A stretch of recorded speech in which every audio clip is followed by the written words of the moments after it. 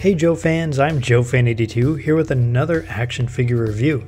Today I'm looking at the first two figures from the Animal Warriors of the Kingdom line from Spiro Studios. Here's a look at them in the package and they look really nice.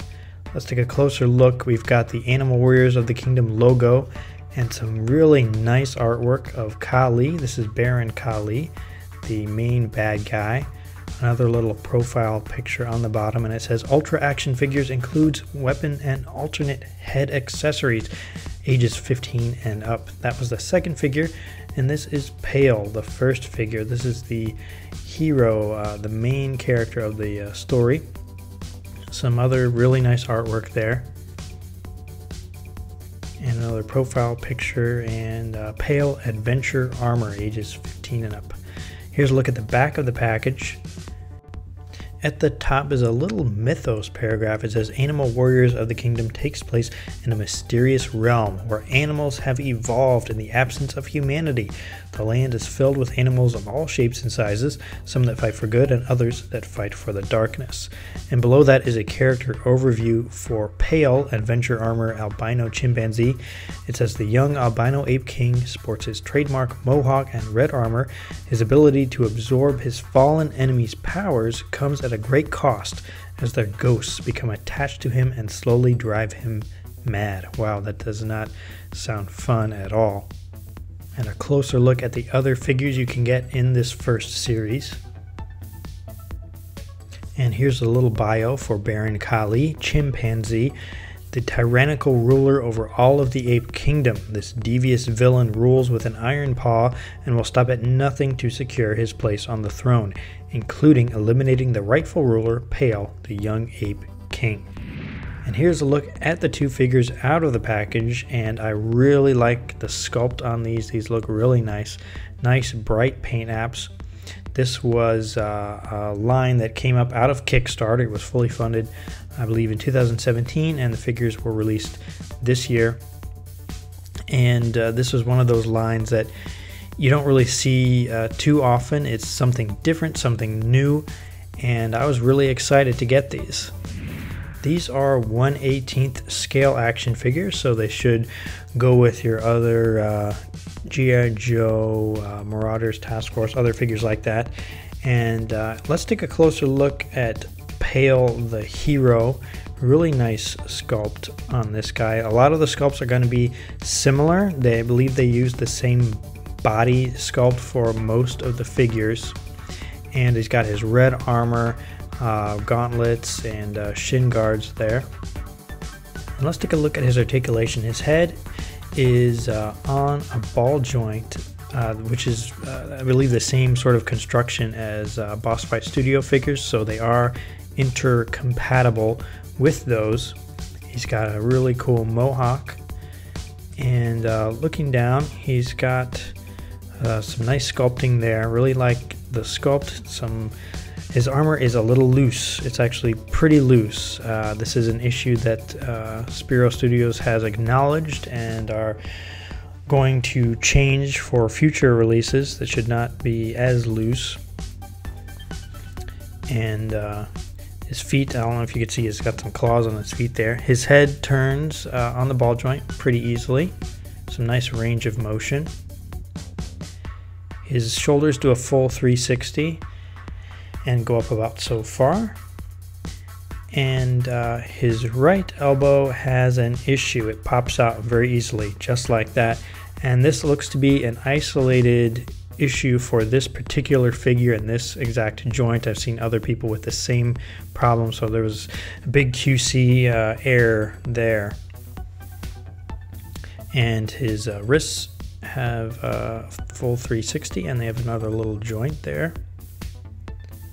He's got a joint in the midsection, very similar to Hasbro 1/18 scale figures. His legs come apart about so far. His armor slides up a little bit. He has double jointed knees, which are nice. He's got this really cool sword, and it's a bit loose in his hand. It comes with a bow and this little back peg that fits into his back and can hold weapons like this sword. And it actually looks pretty good. These come with alternate heads, and this is the one for Pale. This is a wolf's head, and the paint on this guy is a matte white, which is not exactly the paint on the figure. The figure is sort of a creamy off-white kind of color. But the head works really well. You see it's got a nice range of motion, really nice sculpt.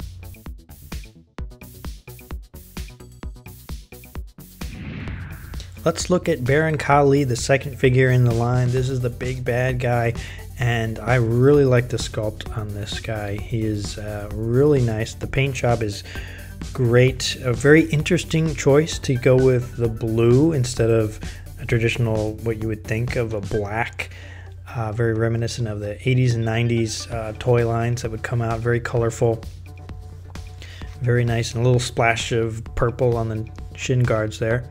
And the face sculpts you can see are very similar to each other, but not exact. And he's got a really nice piece of shoulder armor and a big ponytail in the back, really long. His armor is a bit tighter than on Pale's, so it fits a little better.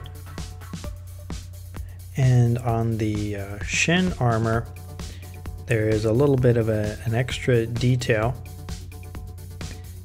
On the part that covers the top of the foot, there is a hinge, so it will move with his foot, which is kind of a nice detail that they added.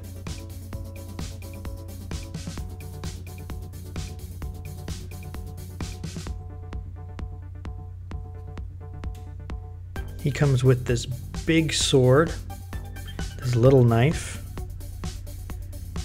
and a back peg which will hold the sword.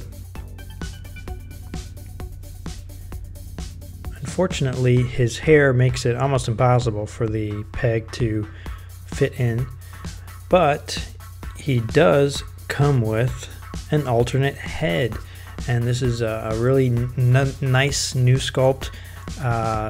Not sure which character this is, maybe some kind of spiritual person or a warrior of some kind, warrior's helmet. And those eye holes, I believe, should have been painted. That was a factory error that I think will be corrected in the future. And these guys do not come with figure stands, but they do have holes in the bottoms of their feet, and they will fit on modern G.I. Joe figure stands. So they do sell generic versions of these stands, so you might want to get those for these figures so they won't fall over when you bump into a shelf.